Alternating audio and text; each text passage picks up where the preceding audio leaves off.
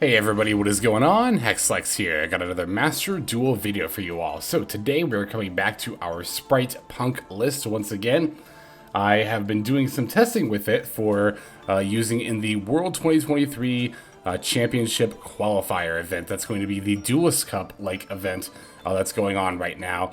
I want to do some more testing on Diamond Ladder because I might actually end up using this like just as a whole to try to qualify for Worlds.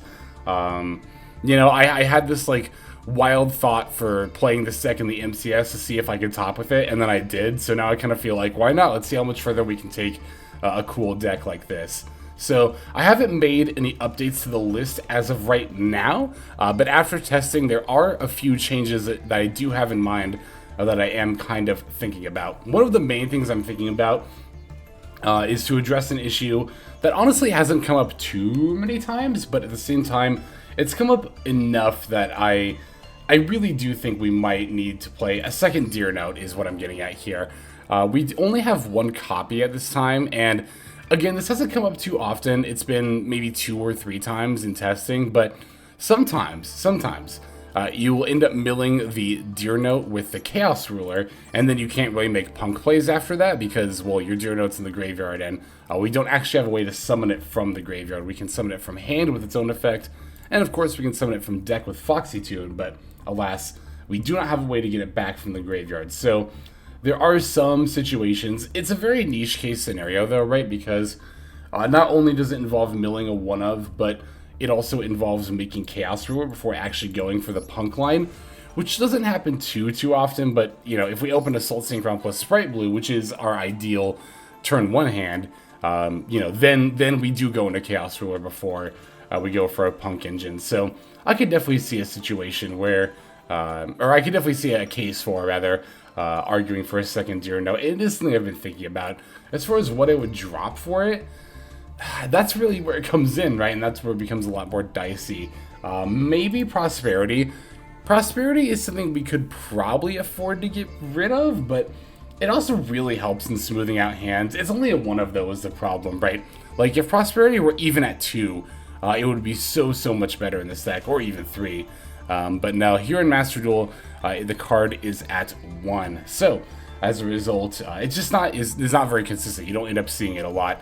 When you do see it, it's great, but I can't really think of a time where I was like very thankful to have Prosperity, where it totally bailed me out and made a bricky hand unbricked.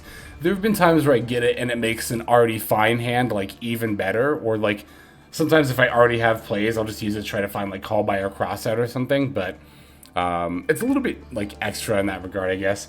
Speaking of Crossout, I have contemplated taking this card out as well, just because like, I don't know, it hasn't really come up, honestly. There haven't been situations where I had Crossout and really, well, I mean, I'm sure there have, right? Like, of course it's come up, but, you know, it's really mostly here just to stop Maxx, which, to be fair, you know, we do have to respect Maxx, but also, to be fair, we're already playing 3 Ash Blossoms and 2 Call Bys. Like, the Crossout, I don't think is super duper necessary, but I do still like it at the same time.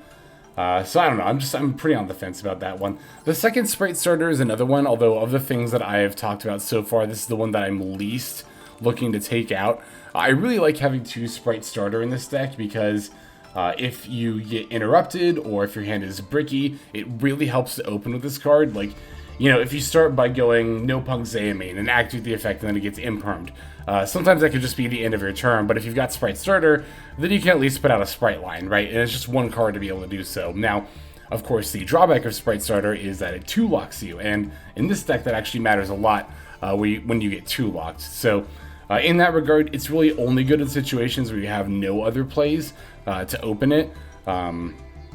Well, actually, that's not even true, because even if you have plays, you can just staple it on to the end of your plays. So, yeah, I guess that's why I don't mind running 2 Spright Starter at all, is because, like, whether it's your only play or not, it doesn't hurt to open it, right? So, I don't know. I'm on the fence. You know, I could also see not making any of those changes and just sticking with 1 Deer Note, because, again, it really does not come up often at all where you need the second one, but it's still something to worth thinking about. I think there's merit to thinking about it. What's the other one? Oh, Nemesis Corridor and Thunder Dragon Colossus. One of the big things I've been asked, and I did touch on this in my deck primer, that I posted, but I'll talk about it here again. One of the big things, one of the most common things I've been asked about this deck is, you're playing Cupid Pitch, why are you not playing Corridor and Colossus? We have room for it. And yes, we do have room in the main and extra for each. I mean, it's only one card in each, but the reason that I end up taking it out is because I just find it to be too win more, honestly. The only line in which you really go for Cupid Pitch is Assault Synchron plus Spright Blue, which is already not something you open the majority of the time anyway, so even just going for Cupid Pitch in general doesn't happen as often as you think it might when looking at this list. On top of that, when we are going for the Cupid Pitch there, we really want to be searching the Amin, because the Amin, we can then normal summon it, and that will extend us very much further into our plays. Whereas if we were to grab Corridor and go for Colossus, we'd pretty much have to end on Baronne Colossus, which, you know, is a fine end board, but we can potentially end on instead something like Spright Elf, Baronne, Spright Red, Spright Carrot, Pep, and then sometimes even another monster on top of those. And that, I think, is definitely better than just Baronne Colossus. Now, you might be thinking, okay, but why Caligo Clawcrow over Corridor then? Like, you know, this is here to get searched by Cupid Pitch in the event you already have Amin. So in that case, why would you not want the Corridor? Well, the main reason there is that I find the Nemesis Corridor in the main just to be bricky. In testing, there was a decent amount of time where I'd open it and just be really sad because I'm like, oh, I can't do anything with this. Like, doesn't even feel good to normal summon because I still need normal summon Amin. Like, I can't even use it as a material in that regard. You don't even really get to use level 4 as a material. Like, even if you happen to be able to normal summon the Corridor and then still special a tuner, like, the level 4 just doesn't really contribute much as far as, like, syncing for stuff. So, ultimately, I decided that Caligo Clawcrow would be the better option. It is, of course, searchable off of Cupid Pitch. If you've already used your normal summon, then you can special summon this while you control Chaos Ruler to bridge you into Spright plays. And for that reason, it's actually not bad to draw either. Like, sometimes you do just genuinely want to draw this card or find it off of Chaos Ruler. Again, so that way you can special it while you control the Chaos Ruler, then link them off for Elf. Elf brings back Caligo Clawcrow. You overlay those for the Gigatic Spright, which not only has 3,200 attack points, but then detaches the material, specials blue, and boom, now you have your Spright engine. So, yeah, I just found that the Caligo Clawcrow is more valuable than the Corridor. It actually contributes to the deck's game plan, whereas Corridor and Colossus do not. And Corridor and Colossus are just only good in situations in which you already have plays and can do better stuff anyway. So, yeah, those are the main reasons why we're not playing those cards. So, I think that's everything I want to talk about the list so far, or just in general, because, again, this is the same list that I topped with, so I haven't made any changes thus far, but we'll go ahead and break it down card by card, and then look at some gameplay. So, we are on 3 Maxx, 1 Caligo Clawcrow, 3 Spright Blue, 1 Spright Jet, 1 Spright Red, 1 Spright Carrot, 3 Assault Synchron, 3 Ash Blossom and Joyous Spring, 3 Noh-P.U.N.K Amin, 1 Noh-P.U.N.K Deer Note, 3 Noh-P.U.N.K Foxy Tune, 3 Noh-P.U.N.K Ogre Dance, 3 Tuning, 1 Pot of Prosperity, 2 Emergency Teleport, 2 Call by the Grave, 1 Crossout Designator, 2 Spright Starter, and 3 Infinite Impermanence. There is our main deck. For the extra deck, we're on 1 Herald of the Arclight, 1 Cupid Pitch, 1 Chaos Ruler, the Chaotic Magical Dragon, 1 Accel Synchro Stardust Dragon, 1 Baronne de Fleur, 1 Swordsoul Supreme Sovereign Chengying, 1 Psychic and Punisher, 1 Gigatic Spright, 1 number 38 Hope Harbinger Titanic Galaxy, 1 IP Masquerena, 1 Dharc the Dark Charmer Gloomy, 2 Spright Elf, 1 Knightmare Unicorn, and 1 Maxx. Oh, someone at some point did also ask me, like, do you need 2 Spright Elf? Yes, you absolutely need 2 Spright Elf. To the point where I don't even banish the second one off of Prosperity, because there's a decent amount of time where your turn 1 board will involve using 2 Spright Elf. But in any case, it's going to go ahead and do it for the list. Now let's look at some games. For our first game of this video, we have a duel against Runick Stun. Wow, it's been a long time since we've encountered this deck, huh? But it's exactly the kind of Runick deck everybody hates to go against. It's got floodgates, it's got Runick spells, it's annoying. But anyway, opponent's going to start off with an Into the Void. Interesting choice there. But before going for a golden drop, but to draw and mill me.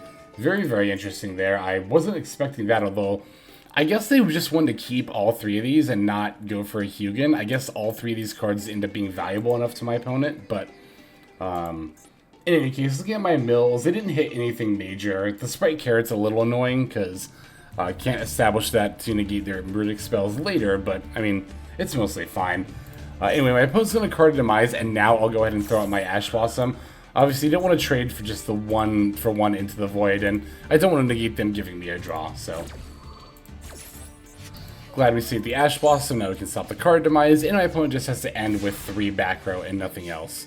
Things could have been a lot scarier. I'm also very glad to have drawn another Ash Blossom here. Just in case my opponent... Well, at this point, I don't know. Oh, no, they're on Golden Drop, so I know they're on Runick. So yeah, I am glad to have an Ash Blossom for another Runick spell. Okay, opponent's going to flip up the Rivalry of the Warlords at this point. So, the Amin is Psychic, and the Warrior, and the Deer Note is Warrior. So, it might confuse you why I changed Spright Starter to summon a different type of monster on the field, Thunder. Well, the reason for that is, if I'm going to be type locked into one type in this deck, I want it to be Thunder, because then I can make Spright plays, and all kinds of Spright plays under Rivalry.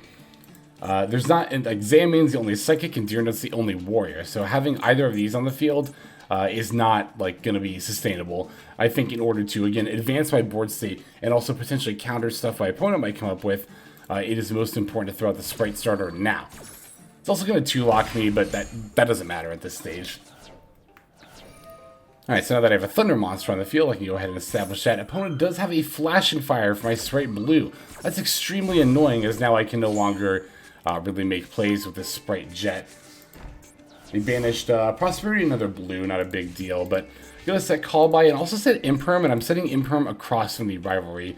In the event that my opponent does end up with a Runick monster on their board, I can potentially use that to turn off the Rivalry and then make plays. So, opponent's going to move to end phase and then pass back over to me. We draw the Maxx for turn. I'm actually going to pass over to my opponent.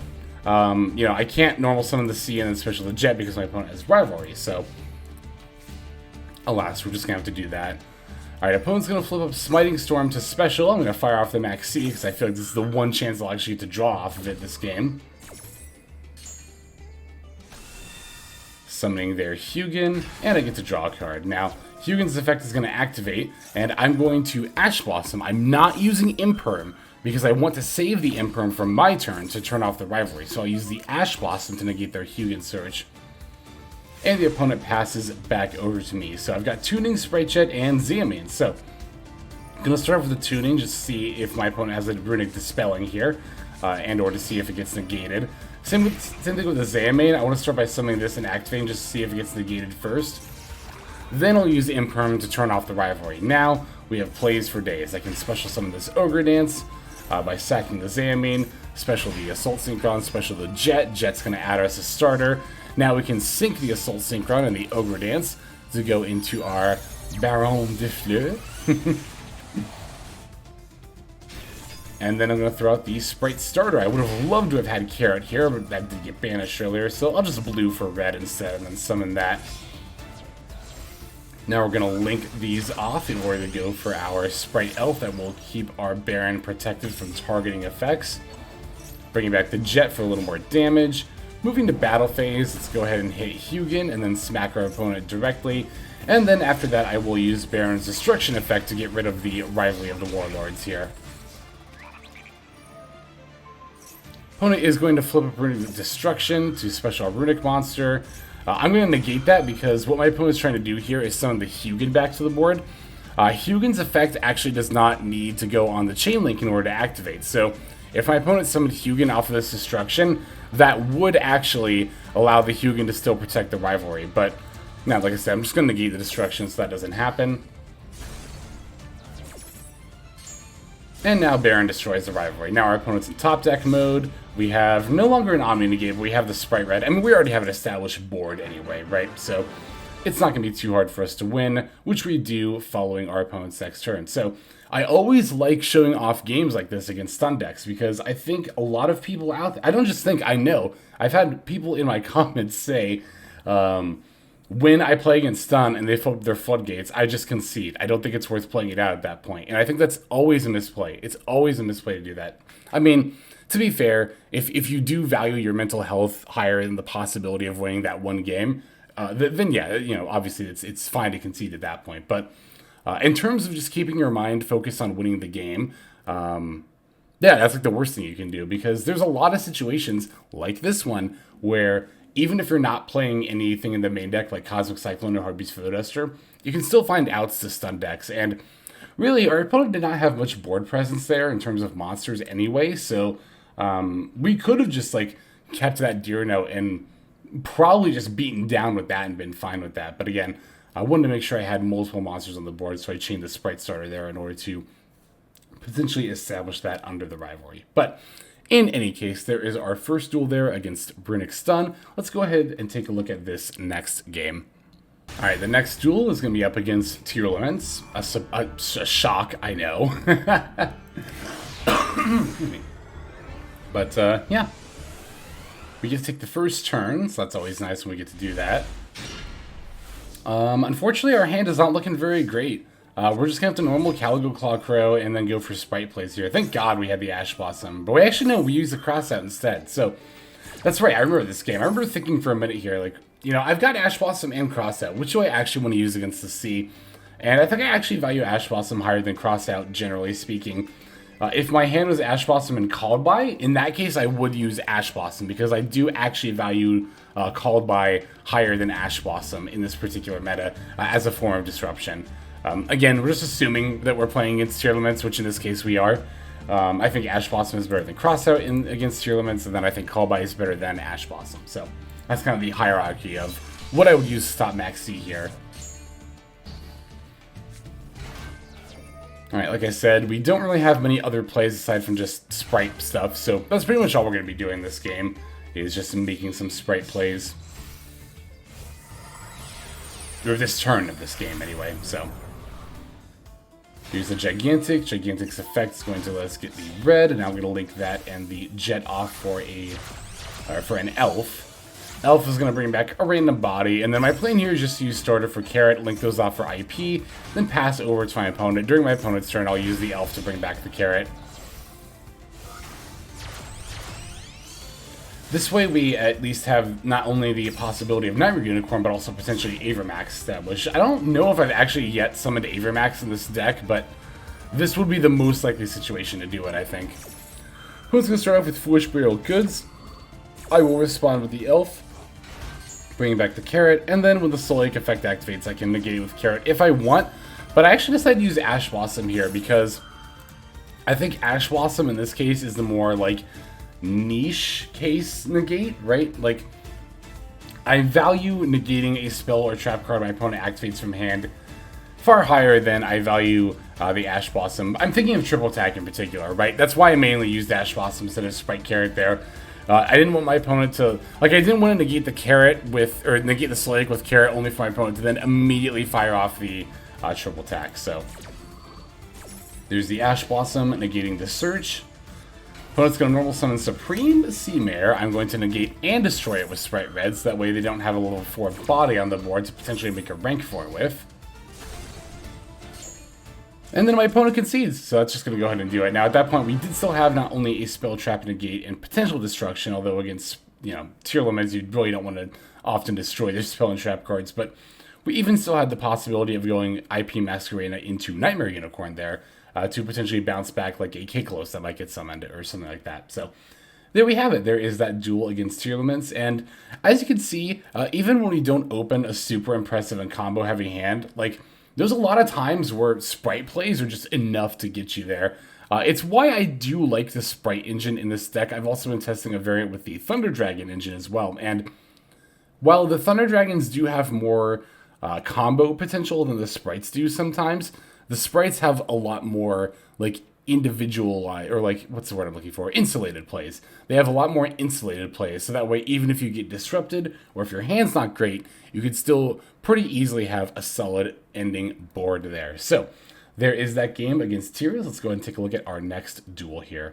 And that next duel is going to be up against Fluonderies. Good old Flows.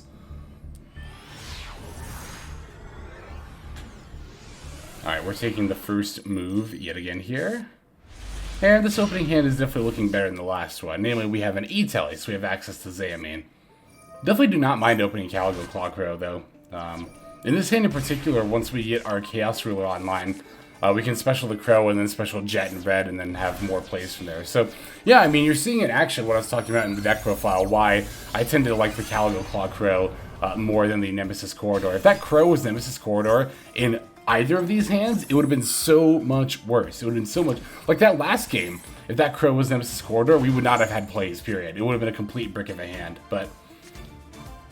Alright, here I'm looking for Assault Synchron, and we do actually manage to find it as the 5th card. Beautiful. So now we can just fully go off. Like, our hand is just the total nuts right now.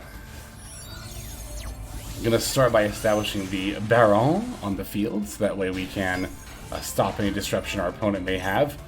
Oh yeah, we don't even have to wait to special the Crow, because we still have a normal summon here. So I'm just going to normal summon the Caligo Claw Crow, and then just immediately fire off for a Spright Elf. I think the reason I did that, if I recall correctly, is that my opponent was getting priority passed back to them, as if to activate something.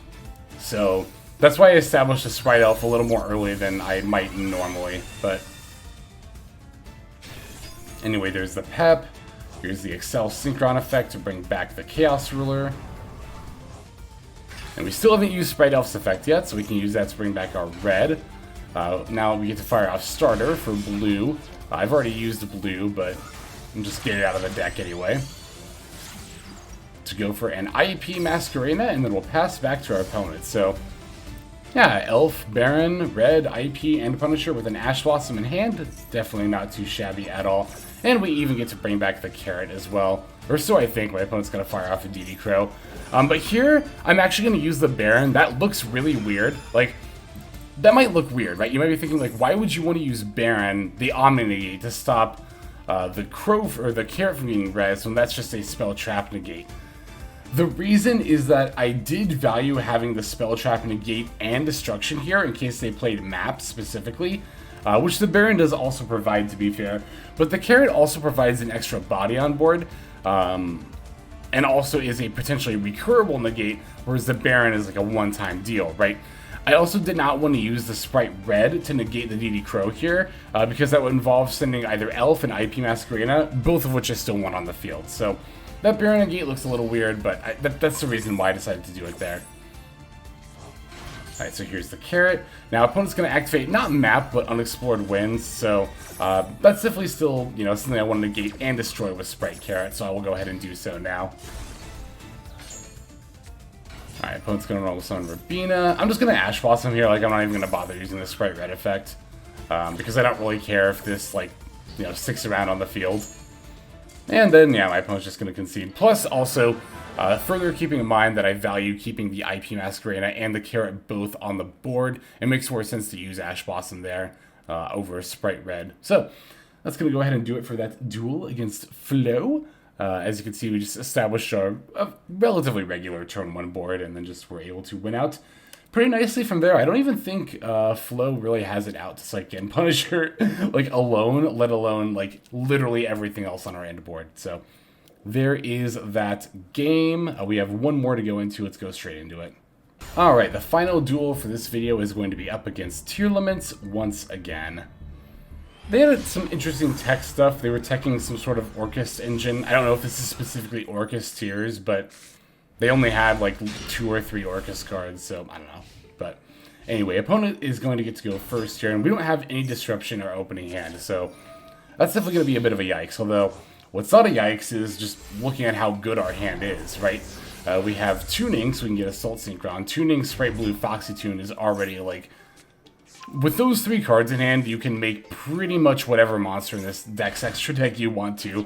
And then we even have Prosperity on top of that, as well as our draw for turn. So, although our opponent is going to get to do some powerful tier limit plays, we can, with any luck, be able to fire back with a very powerful play in our own right. So, yeah, they get to trigger all kinds of effects here, and unfortunately, we just do not have any kind of response to do anything about it right now. Thankfully, the Rhino Heart only pitched a Heartbeat and nothing scarier, like another Fuser name. Here comes the Rolkalos now. Opponent's going to add a Shiren, looks like, with the Solic. I'm kind of surprised they didn't add a Havness, unless they already have one in hand.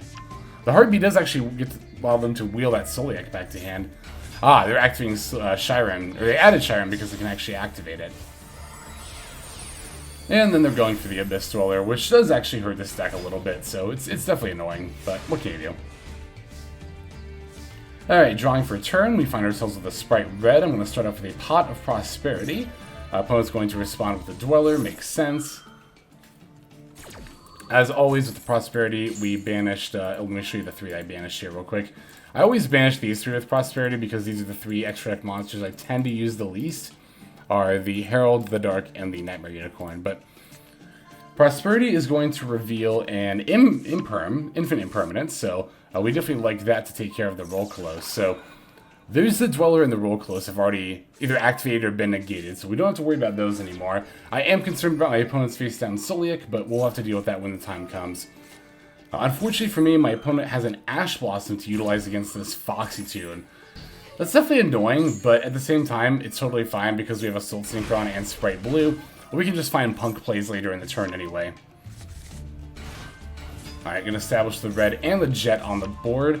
I wanted to get the Red and Jet in play in case my opponent fired off Solic now, and that way when my opponent goes to activate either Merly or Rolkalos's effect, I could potentially negate that with Spright Red.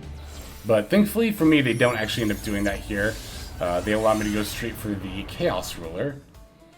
Now here I was very concerned about Solic activating, which it does. Not because I'm concerned about my Excavate, that's actually completely irrelevant, but mainly was concerned about the Rolkalos or Merly effect activating, so much so that I'm actually going to chain Spright Starter here. That looks really weird. It's like, wait, you were in the middle of a huge combo play and now you just two-locked yourself. Why did you do that? You can't summon Carrot to negate the Solic here, the Solic's already activated. That's all very true. I'm not trying to negate the Solic here. What I'm trying to do is establish another level 2 monster on the board. That way, when my opponent's Solic resolves and they have to send either Rolkalos or Merly, no matter which one they send, I can use Spright Red to send my other level 2 monster and then just negate it outright. So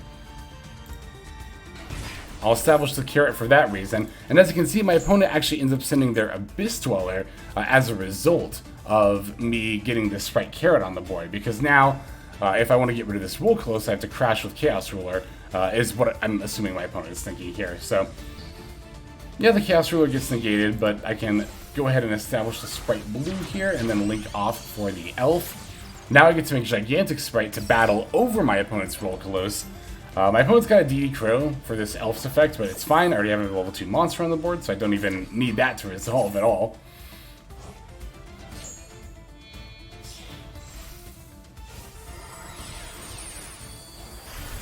Boom, there's the Gigantic Spright, goes up to 3,200. Detach the Carrot, summon our last blue from the deck. Gigantic battles over the Rolkalos. Our Chaos Ruler battles over the Merly. Blue hits directly for the main phase 2. I'm going to link off Chaos Ruler and Spright Blue. And summon another Elf. This way we can get back probably a Spright Red during my opponent's turn there. Now my opponent's in top deck mode, staring down an Elf and a Gigantic, and before I can even revive anything with the Elf, they are going to go ahead and concede. So that was a duel where it looked like, you know, our opponent got a really scary turn 1 off, and we didn't have any disruption, so it's like, oh my god, how can you win against Tears when you don't open any disruption and go second? Well, this deck, sometimes, as you can see, we just have so much gas that we can just push through our opponent's board and win anyway. So that's going to go ahead and do it for this game. Thank you all very much for watching. Now let's go ahead and move to our outro. Alright everybody, thank you so much for watching all the way to the very end of the video like this. That means a whole lot to me. Not just personally, but it's also a great way of supporting the channel as well. If you're interested in supporting the channel in other means, you can of course feel free to comment and or subscribe right here on YouTube. I'm always looking to the comments section. You guys leave some pretty awesome feedback as far as like constructive criticism goes when it comes to deck building, gameplay, channel content, all that stuff. So feel free to leave your opinion down there. I will be sure to take a look at that there. And then subscribing is going to be the best way to get notifications of when these videos drop. That does happen every day, by the way, so if you're looking for daily Master Duel content, you've come to the right place. And there are more places where you can get some daily Master Duel content. If you check out the description below, follow the top link over to my Patreon page. There for just $5 a month, which is as much as you pay for a booster pack. You'll find a lot more value than a pack full of filler over there. We've got some previews for content upcoming here on the channel. We've got some exclusive games that are only posted over on Patreon over there. we've got some Q&As, and then you can also have your name featured in this lovely credit sequence where I thank all of the people who are helping contribute over there on Patreon. It's a huge support to the channel, and it really means a lot as well. So thank you everyone who is donating that is featured here on screen. And again, you know, it's not just a pure donation, you do get some more daily Master Duel content over there just for being a part of the Patreon. But I think that's about all the time that I have for today's video. Once again, I just want to thank you so very much for sticking all the way to the end of the video. Again, it just means a lot, as I do put a decent amount of work into getting these videos out every single day. But that's about all the time that I've got for now, so without further ado, this is Accel. I'm signing out, and I hope you have a fantastic day.